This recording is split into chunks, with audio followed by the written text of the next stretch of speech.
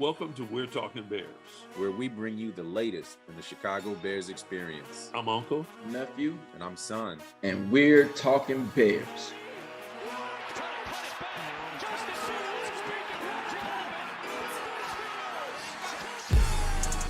First and foremost, thank you for joining us here on We're Talking Bears. We're excited to have you guys as a celebrity guest. We really wanted to congratulate you, Jeremy Jr., on being selected number 9 overall for the XFL draft. Congratulations. Yes. Are you already in Orlando? And what's going on? So I'm actually still in Chicago right now. I'll be heading down to Florida actually on Sunday. I'll be down there for a couple of days to train with my offensive line coach. And I won't head down to Texas actually until January. The XFL station all their like XFL teams in Arlington, Texas. So I'll be down there in January. Excellent. Well, when you go to Orlando, are you going to hit Disney World? Oh, for sure. I got to. As long as he hits it off my paycheck, as in he gets out of my pockets, I'm okay. He can do whatever he like. Let me flash back to you, Jeremy Sr. How are you feeling, man? I know how proud we are as fathers of our son's success. How are you feeling, man? I'll be honest. It's been a culmination of hard work and effort on his part, and then his mom and I staying in his pocket, meaning staying on his side. As you all can imagine, you all know how sports can be, even at the high school level, then the college level. I've had some stories of having to tell a coach, like, no, that's too far. He's still my kid. And unless you want to see me, there's going to be problems. So then we go to college level. It's not, you can't do that. They're grown, and having to, help them maneuver through the minutia of, okay, this coach is this way, this coach is that way. And that's just how it is in life. It's just like, when you live and work, you have different types of bosses. They have different personalities. You have to find ways to make them happy while keeping yourself happy. And that's just pretty much how it goes. So I'm so proud of him. I'm so proud of everything he's done. I'm just ready for him to go do what he does well. That's all I want to see. I just want to let him do his work. Let him work. That's all that's all I want to see. Yes, sir. And to follow up on that, like Jeremy, he's talking about all these different ways the coaches push you, like what right now, like who's pushing you right now? What does your training look like? So I checked out a couple different training locations. Actually, like one downtown, like closer to like West Loop, and then like one like closer in the suburbs. That like it's kind of like a family friend that I know about. I ended up going with the family friend. He trained a lot of guys that I knew, mostly baseball, but he also trains like NFL athletes as well. And right now, until I start with him, I'm just training twice a day with myself. So I go on the field, I go in the weight room. I do things that I've kind of learned over these last 18 plus years of playing football that I kind of know, and just train myself until I start training with a personal trainer. So. Yeah. Okay, and the team provides all that, or is that something you do kind of just on your own, and you're just self-motivated for all that? Yeah, that's just me. The team doesn't really kind of step in until January, so I'm on my own for like the next 6 months. So yeah, that's kind of how that works. Okay.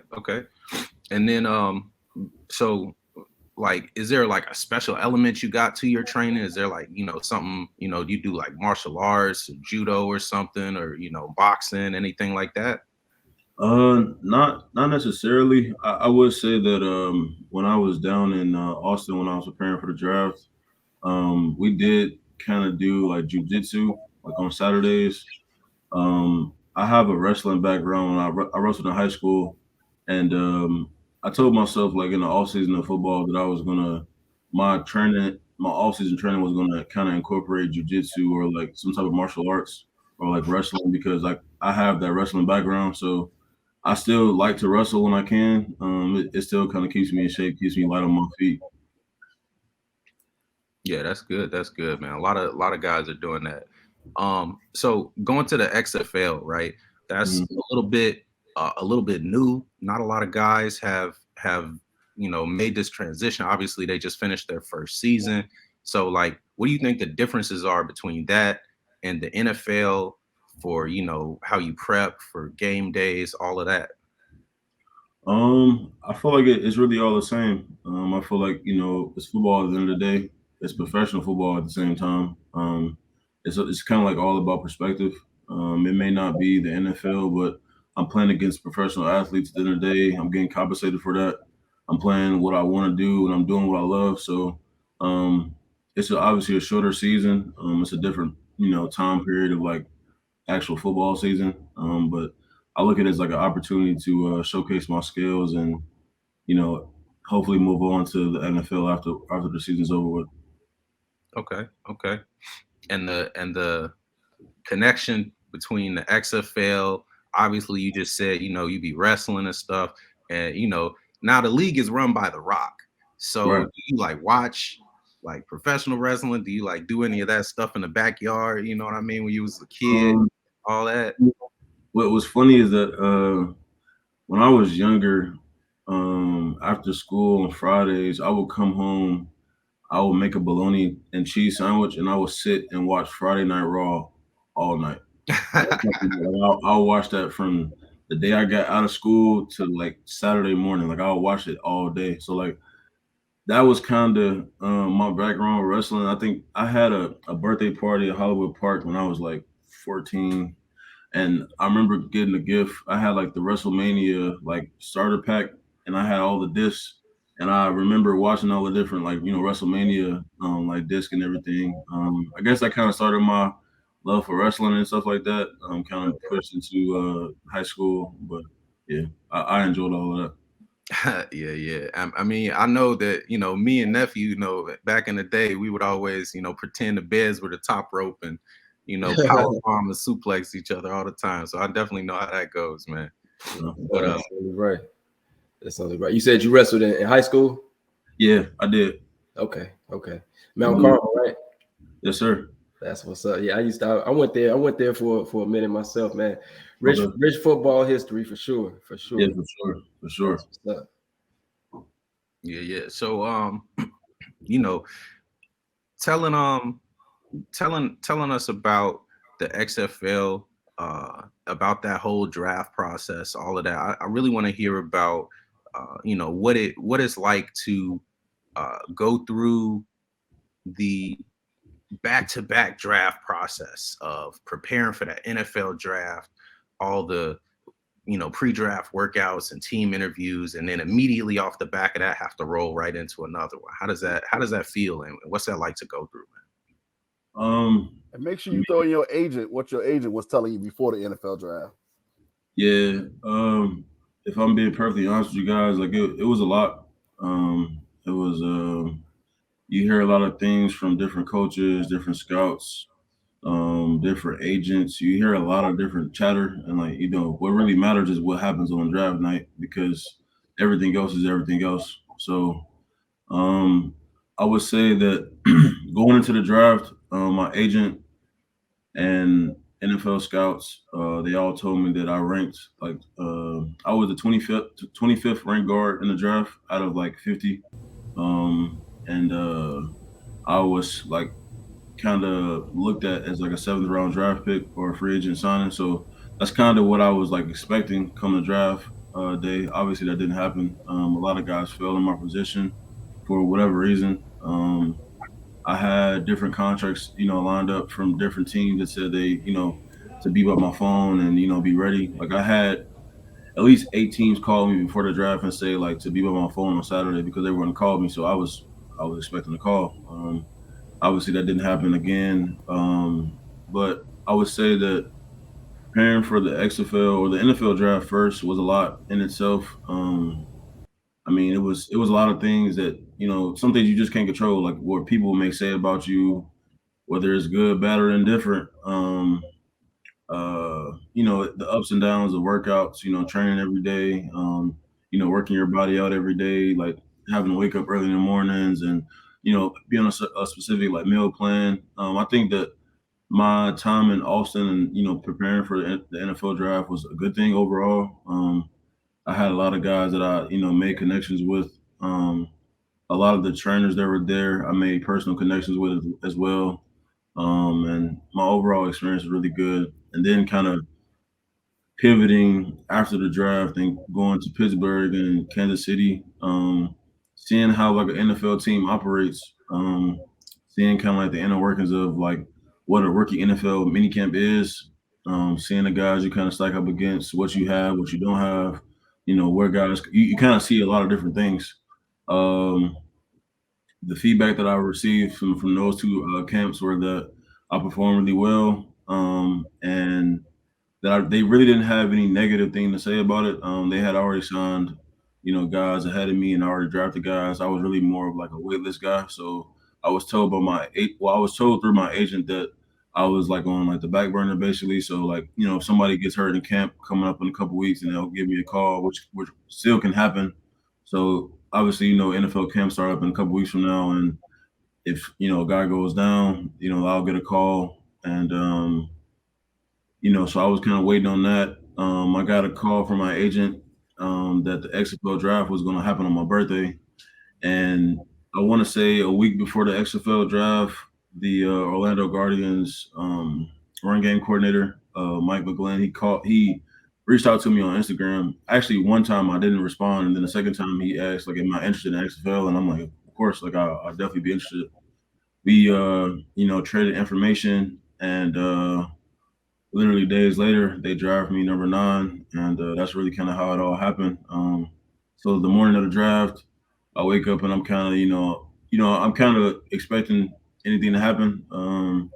I think that I've kind of been through this situation before, so not that I didn't expect good things, but I also didn't want to go in too excited because I know that anything can happen. I mean, in this profession, guys get hurt, guys get injured, guys get cut, guys get, on teams. I mean, it's just what it is.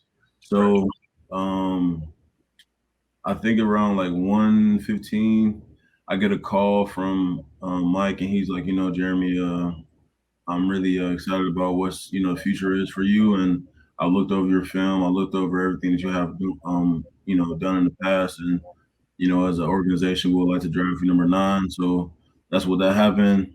I got the phone.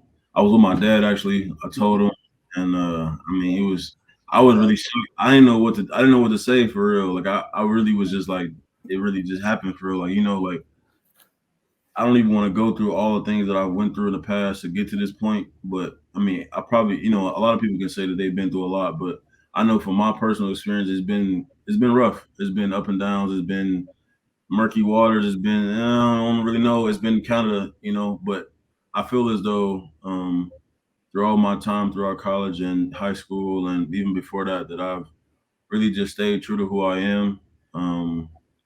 I haven't allowed people to say what I can and cannot do. There's going to be a lot of people to say what you can and cannot do. I think people put their thoughts and what they believe in themselves on you without really, understanding like who you are as a person. So if they don't believe in themselves, then they're not going to say they believe in you. You know what I mean? If that makes sense. Totally. Yeah, I think it's really just when they kind of talk about, you versus you, it's really you versus you every day. Only you is the only person that you need to believe in. You don't need anyone else to tell you what you need and what you can't do. Um, I think the most important part and the only part that is important is you knowing that you can do it. So I've always believed in myself. I've never not believed in myself. Even after NFL draft, I'm like, I'm gonna make it to the NFL anyway, regardless. Whether it's this year, next year, 2 years from now, like I know I'll be there because I've played against NFL guys. I've done this work. I've done what I need to do. I've put the work in. So it's just about my journey towards the NFL is gonna be just different from everybody else's, and that's fine. Man, I How, love it. how was that as a dad, Jeremy Senior? How watching your son go through this, and sometimes having the dream deferred, and then sometimes obviously getting to that moment where the dream is coming true, and the path is now laid out. How's that? How are you going through that? I'll be perfectly honest with you. We were at the By the Hand, end of the year party or gathering in the park, and Jeremy gets the call, and I'm playing, I don't know what else, kickball or something like that. Jeremy turns to me and I see that look. I'm like, you got the call. You got the call. He's like, yeah, I don't know what to feel. He just grabs me. I grab him. It's a bear hug. I'm like, dude, I'm so proud of you. I'm so happy for you.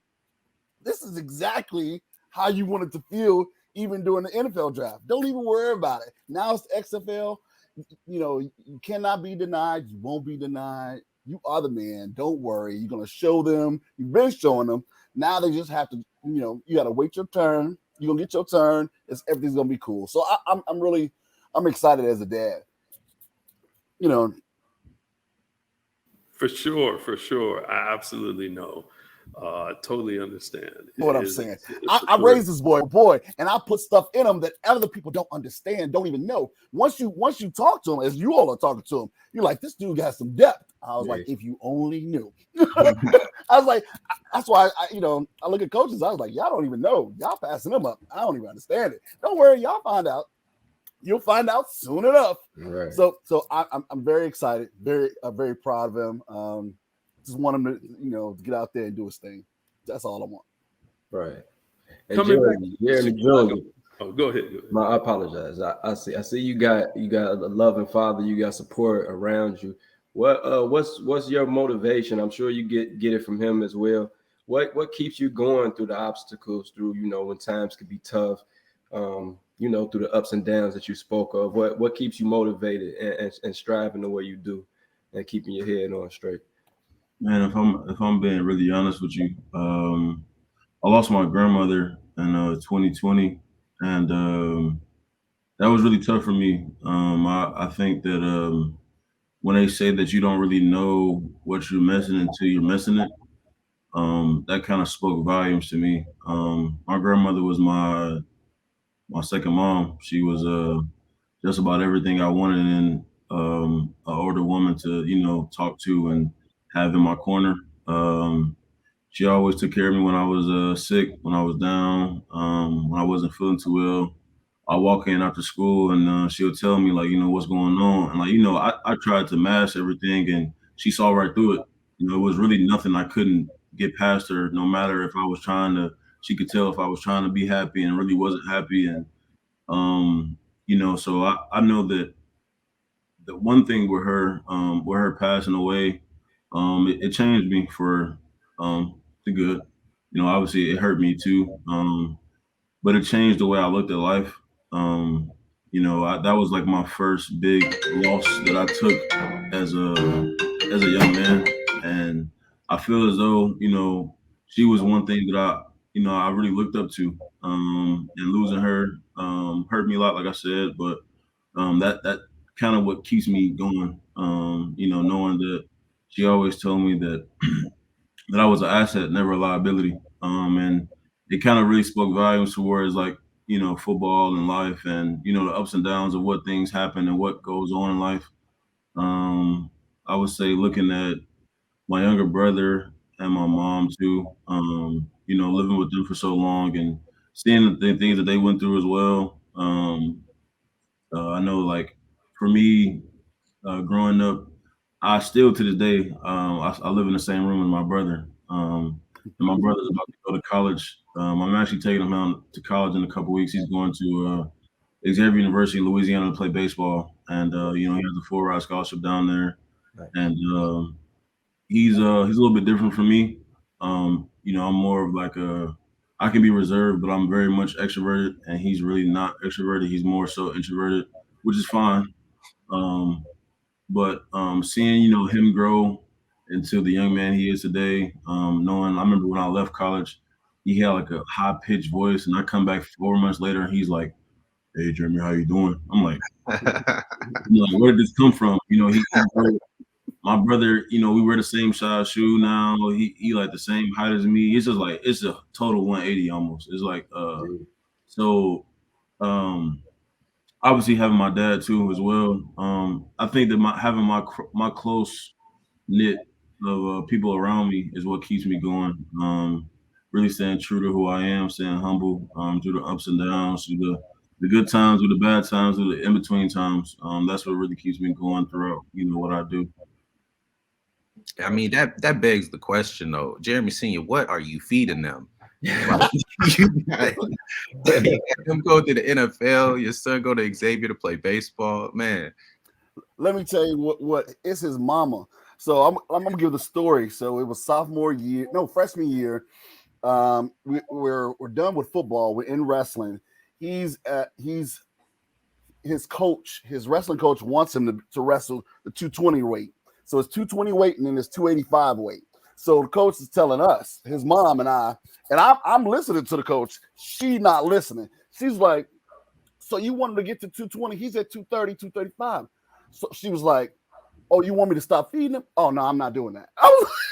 I'm like, we're not even going to have this discussion. She's like, oh, I'm not doing that. I was like, well, I guess he's going to wrestle 285 at 235. And he was handling him at 235. So it's funny. It's his mom. I can take no responsibility for anything he ate at her house. I would get him on the weekends, and as he would say, we ate as kings because I like to eat the best of the best steaks, potatoes, lobster, shrimp, all the best stuff. He would come and we'd have that at my house. But for feeding Monday through Friday, oh man, that boy was growing since he was like a baby. The boy was just growing, and I mean, I tell her all the time. I was like, it's your fault. He was wrestling 285. He didn't get to 285 to what? Like my senior year. Yeah, exactly. You had been wrestling it since freshman year in high school, so that was all her. I got to give it to her. Hey, sometimes those difficult challenges that seem impossible, like I'm going to wrestle guys older than me that outweigh me by 50 pounds, are the things that make you realize, one, you can do anything, and two, you got a heart like crazy, and so that's beautiful. Hey, Facts. Bringing it back to Chicago a minute, tell us about the Mount Carmel experience. Tell us about, what did that, obviously a lot of pros have come out of Mount Carmel.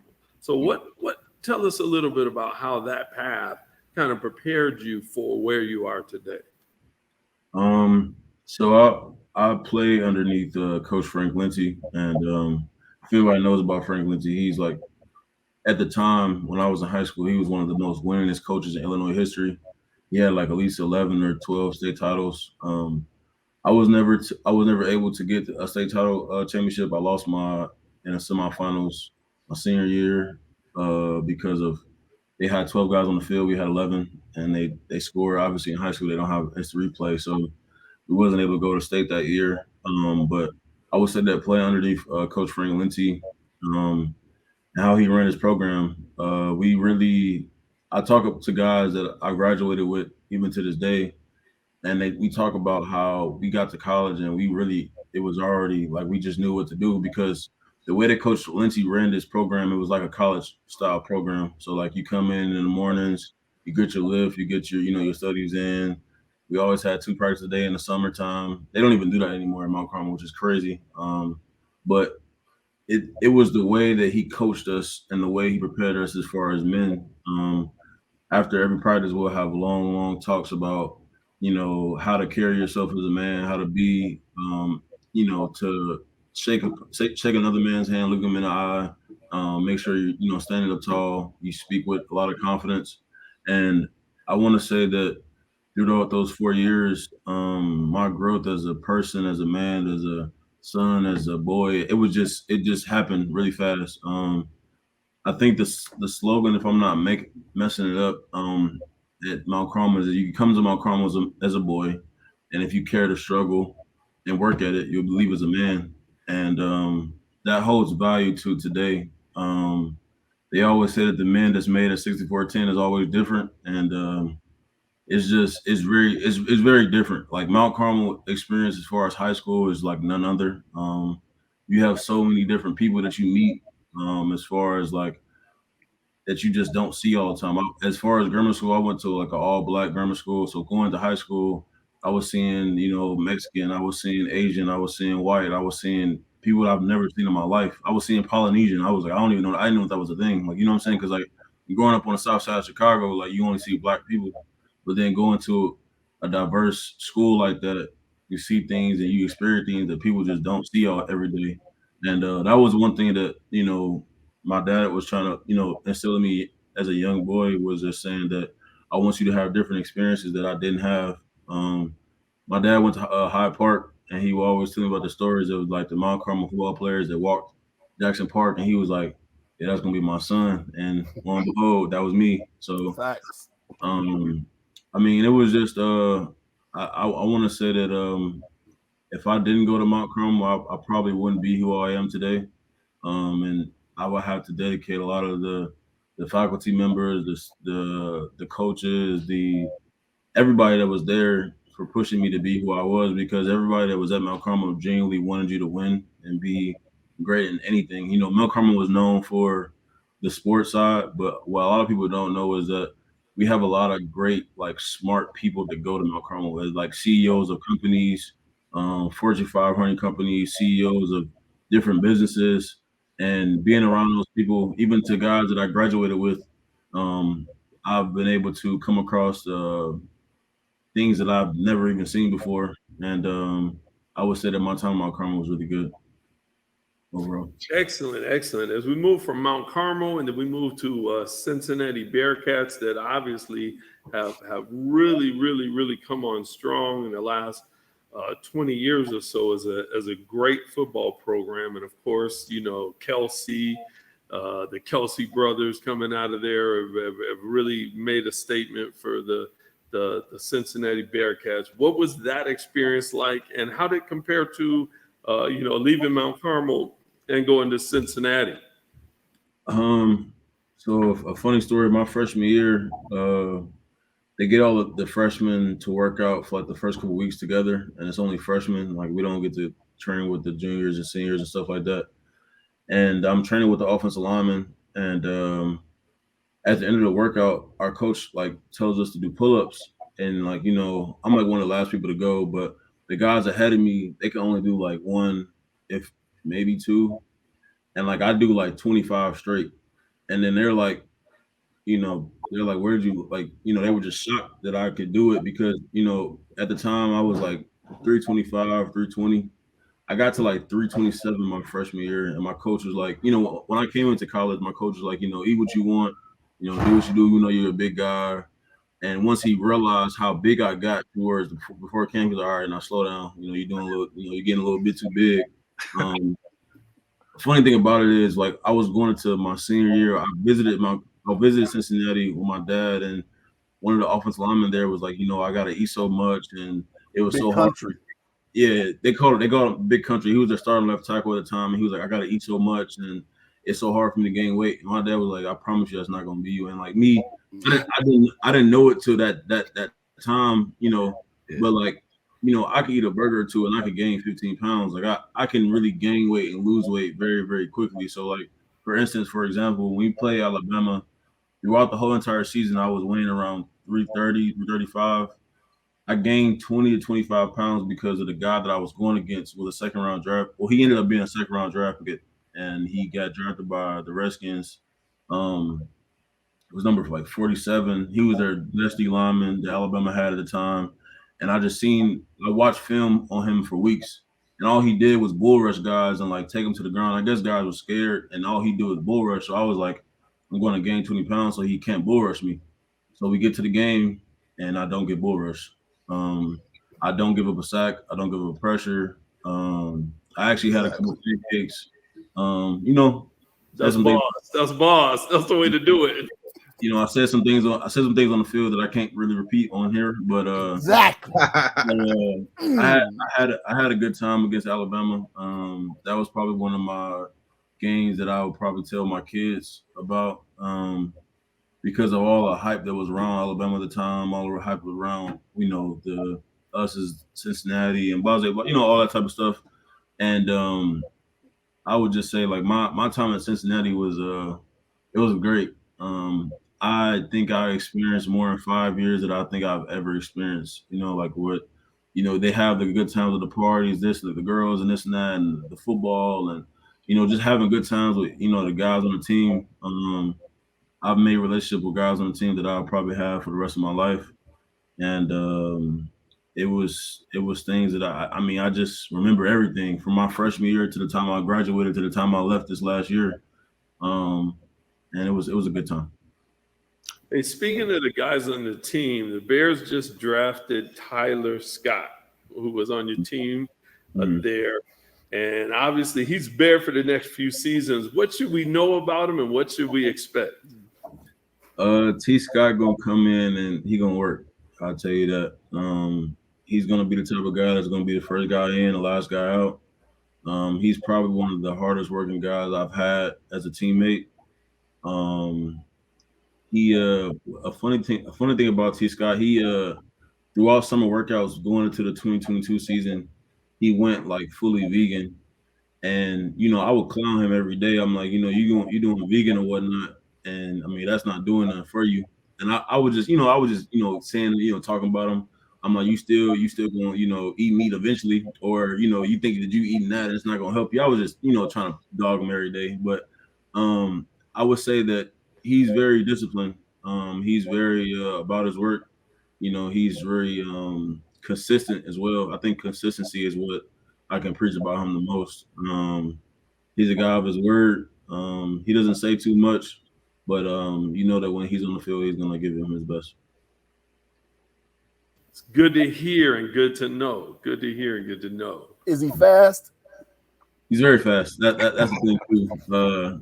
I think we played Indiana. We were playing Indiana at home this past year, and he had like 4 touchdowns. And when I tell you, like, I was like, you should probably back your corners up, and they just wouldn't. So I was like, all right, I guess you're gonna throw bombs on you every day. But he scored like 4 touchdowns, 175 yards. Mm-hmm. And that was the game I knew, like, yeah, he ready for it. He it's time, because after that, every game after that, it was big play after big play. Like he's your home run and hitter type of receiver. He's not as tall. He's not, he's not the 6'5", 6'6" guys, but he's good enough to play a slot. He can get open. He can get, he's shifty enough. He has good hands. He has good feet. And I think once the Bears put him in his offense, they'll see, he can do a lot. Man, we're definitely looking forward to that. Man. That's huge. That's huge. So you're gonna be watching the Bears games? Are you all right, Sure. all right. Yeah. Good. So That's the right answer on this program. I'm a Bears fan. He grew up Bears fan. Come on, good. man. That's Hey, good. it's only right. Now, if he gets chosen by someone, I'm gonna just be like the Paytons. For the time being, I will be that fan. But once he done, I'm back a Bears fan, man. You know how it go. You know how it go. So were the Bears one of the team? Like, if you can't tell us, obviously, that's cool. But were they one of the teams that you were in contact with prior to the draft? Yeah, not as much, but I was in contact with them towards the later part of the draft. So like it was for a pro day after our own pro day. So the Bears hosted a local pro day at their facility that I went to, and that was like pre NFL. It was like 2 weeks before the draft. They had like local guys from the Chicagoland area come out, work us out, yeah. So I was up there like 2 weeks before the draft. Okay. Yeah, we definitely need some interior offensive line help, man. So, if you get that call, man, we all gonna be happy to hear it. For sure. Right. You know it. Especially me. Yeah, you get to keep your fan allegiance. Exactly. So let's circle back to that. When you talk about that Alabama game, man, you really enjoyed that, I'm sure. So who do you think is the toughest D tackle or D lineman that you played against in college? I played I think his name was Logan Hall. He was like 6'5" out of the University of Houston. When I tell you, he's probably like one of the strongest players I ever played against in my life. He had a certain type of pop to him. So rewind back to we played Houston in 2021 for the American Athletic Conference Championship game, right? I watched film on Logan for like the weeks prior, and all you see him do is he blows the guards up. he blows the double teams up. Like, you can't double team him. And I vowed to say that he's not going to do that. I didn't give up a sack. I didn't give up a pressure against Logan. And I won that day. I won that matchup that day. Obviously, we won the game. I think the game was like 35-21 or something like that.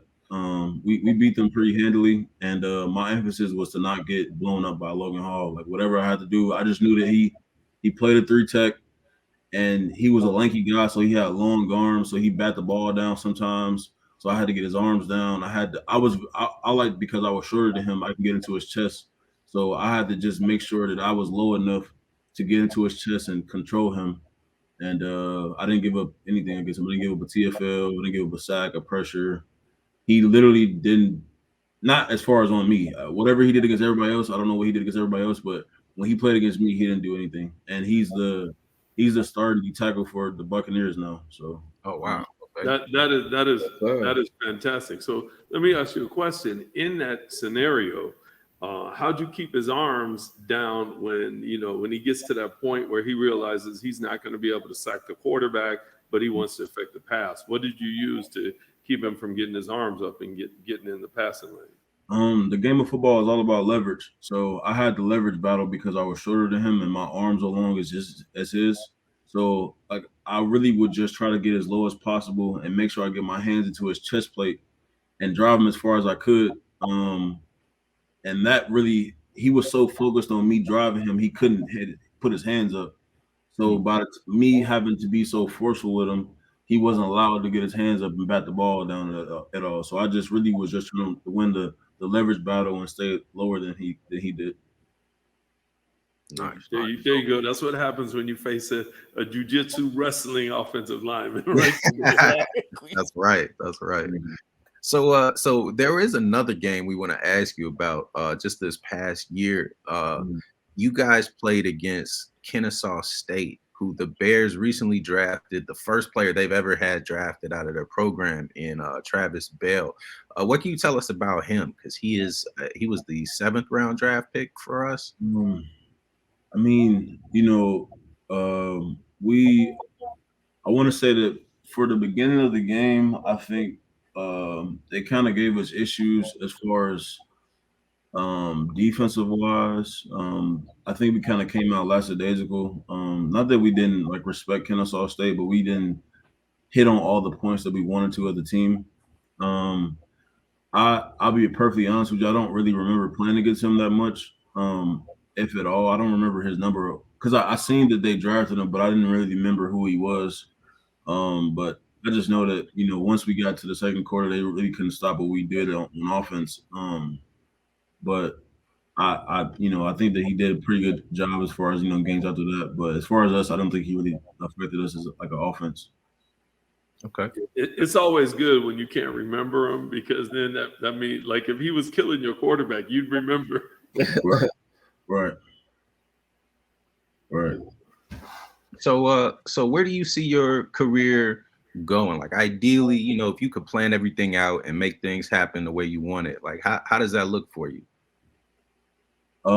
As far as the NFL, I mean, obviously I'll play this year in the XFL, and I want to play in the NFL as long as possible. I don't want to necessarily put a number to it. I know I see guys that Tom Brady played in the league for about 20 years, about from the age I was born until now. So I want to play in the league for as long as possible. I've seen guys in the league that played for 5, 10, 15, 20 plus years. And I think the main thing about it is all, taking care of your body. So looking at what you do, looking at what you put in your body, not putting in your body, what you do, what you don't do, how much sleep you get, all that stuff, it starts to catch up to you once you, like, when you use your body for, everyday use, what you do to your body is going to show, a lot. Meaning, like, how much sleep you get, what you eat, what you drink, what I'm saying, stuff like that. So I want to be able to play in the league for as long as possible. I would like to stay with one team or, 2 teams if possible. I don't really want to move around too much. I would like to, be with one team if I can. But like I said, like, the NFL is a business, and I want to play for whoever wants me, wants me there and wants to pay me what I need to be compensated. Okay, okay.